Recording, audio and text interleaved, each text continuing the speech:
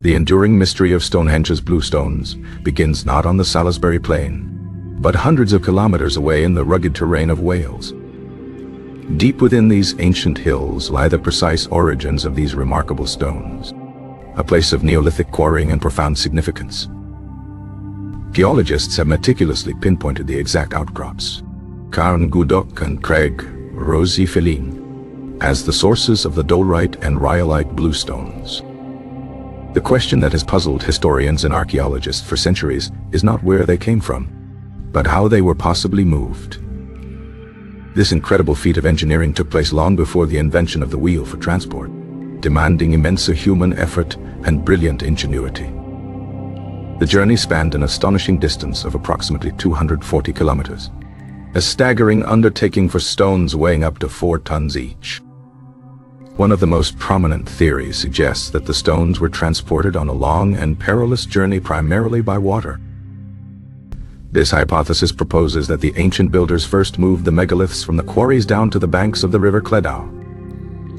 This initial overland drag from the high quarries would have been a monumental challenge in its own right. Log rollers, tracks greased with animal fat, and sheer, coordinated manpower would have been absolutely essential for this phase. Teams of dozens, perhaps even hundreds, of people would have strained together, pulling the stones with thick ropes woven from plant fibers or animal hides. The Welsh landscape was rugged and unforgiving, making every single meter of progress a hard-won victory. Once they reached the river, the colossal stones would have been carefully loaded onto massive, specially constructed rafts. These rafts, likely constructed from numerous large logs lashed together with strong cordage, had to be buoyant enough to support the immense weight. The journey would then proceed down the winding river and out into the wide expanse of the Bristol Channel. Navigating these treacherous coastal waters would have been an extremely perilous part of the transportation. The tides in this channel are exceptionally strong, and the weather is notoriously unpredictable and dangerous. The builders would have required a profound and intimate understanding of sea currents, tides, and ancient navigation techniques. A single unexpected storm could have tragically sent their precious and hard-won cargo to the bottom of the sea. The Bristol Channel, the proposed route, continues along the dramatic coastline of what is now southwest England. They would have then navigated their craft up the River Avon, beginning the final inland stage of the journey towards the Salisbury Plain. This riverine part of the journey, while avoiding some overland travel, presented its own unique set of daunting difficulties. The rivers may have been too shallow in many places, requiring the rafts to be painstakingly pushed or pulled through the most difficult sections. Finally, after the long and exhausting river journey, another arduous overland trek would have been required for the last leg. From the nearest navigable point on the River Avon, the stones still needed to be moved several kilometers to their final destination. Once again, this final push would have involved the same back-breaking, muscle-tearing labor of pulling and pushing the stones across the landscape. The entire complex process, from the initial quarrying to the final placement, could have easily taken years, or even decades, to complete. It represents a level of sophisticated social organization and shared purpose that is almost difficult for us to comprehend today. The unwavering commitment to this monumental project must have been absolute, a sacred duty passed down through many generations.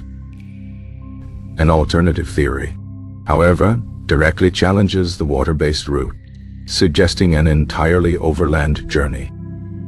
Some researchers and archaeologists argue that the entire journey from the Preseli Hills was made exclusively on land. The glacier theory, which proposed that ice sheets moved the stones, was once popular, but has now been largely discredited in favor of human transport. The more accepted overland theory suggests a direct path, which would have been a massive logistical operation on land. This would have required clearing paths, building temporary tracks, and an even larger continuous workforce than the water route. The sheer logistics of feeding and housing this large, mobile workforce would have been a monumental project in and of itself. Proponents of this theory point to the discovery of ancient trackways and the known feasibility of moving heavy objects with sustained human effort. They argue that avoiding the immense and unpredictable dangers of the sea might have been a primary and logical concern for the builders. Regardless of the exact route taken, the methods of extraction at the quarry are also a subject of intense and fascinating study. Neolithic builders likely used the natural fissures and weaknesses in the rock to their distinct advantage. They would have hammered wooden wedges into these cracks and then soaked them with water, causing them to expand. As the wood expanded with immense force, it would have exerted incredible pressure, eventually splitting the solid rock. Fire setting, which involved heating the rock and then rapidly cooling it with water, may also have been used to create fractures. These techniques, while simple in principle, required great patience and a deep, practical understanding of the properties of the stone. Once a massive stone pillar was finally freed from the outcrop, it was carefully lowered and prepared for its long journey. The ultimate purpose of this monumental effort remains one of history's most compelling and debated topics.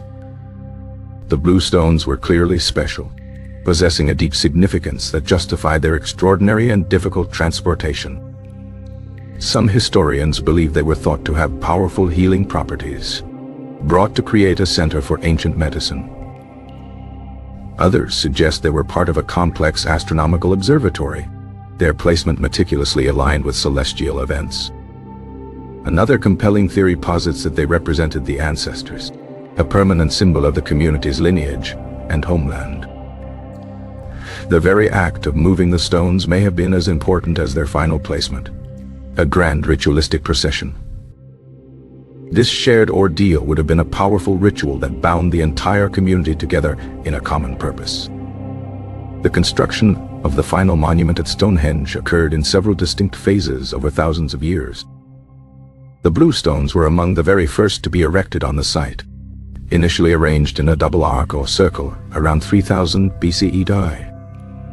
Much later, the larger sarsen stones were brought from a closer location and erected in the iconic trilithon formation we see today. The smaller Bluestones were then rearranged and repositioned, their status altered as the monument's design evolved over time. This long and complex history of modification shows that Stonehenge was not a static structure but a dynamic, living sacred site. It seems that each generation that came after added its own layer of meaning and architectural purpose to the site. The people who accomplished this incredible feat were Neolithic Britons, who were skilled farmers and sophisticated tool makers. They lived in small, tight-knit communities, yet they possessed the ability to come together for massive, communal projects. Their only tools were made of stone, wood, and bone, materials that required skill and patience to shape and use effectively. They had no form of written language, so the complex stories and knowledge required for this undertaking were passed down orally. The leadership required to orchestrate such a long-term and hazardous project must have been exceptionally charismatic and powerful. The motivation for the people must have been deeply spiritual or social, a binding force strong enough to unite disparate groups. Modern-day experiments have attempted to replicate the process of moving these stones to test the ancient theories. These experiments, using only primitive technologies, have successfully moved heavy replica stones over short distances. These attempts clearly demonstrate that the task, while incredibly difficult, was certainly not impossible for a determined group. They highlight the critical importance of teamwork, a steady rhythm, and immense perseverance against the odds. Watching these modern attempts gives us a small but profound glimpse into the immense scale of the original, ancient undertaking. The sight of a multi-ton stone inching its way across a landscape is a powerful and humbling reminder of our ancestors' capabilities. Ultimately, the mystery is not just about logistics and engineering. It is about the unyielding power of the human spirit. It is about a society that, thousands of years ago, decided to embark on a project of almost unimaginable difficulty and scope. They were driven by powerful beliefs and a complex worldview that we can now only partially and imperfectly reconstruct. The Bluestones of Stonehenge are not just rocks. They are powerful artifacts of a colossal and unwavering ambition. They are a testament to a time when people were capable of physically shaping their world through sheer force of will and collective action. The silent echoes of their incredible efforts still resonate today on the Salisbury Plain, a quiet tribute to their enduring legacy. The stones stand as a permanent, silent question, challenging our modern understanding of the past and the limits of human potential. Every new theory and every archaeological discovery only adds to the profound depth of this captivating enigma. The full, detailed story may never be completely known, its secrets lost forever to the swirling mists of time. Yet, the determined quest to understand this achievement continues to inspire and captivate people all over the world. The epic journey of the Bluestones is a foundational story of human endeavor at its most extreme and ambitious. It is a true saga written in stone, a narrative stretching across the very landscape of ancient Britain.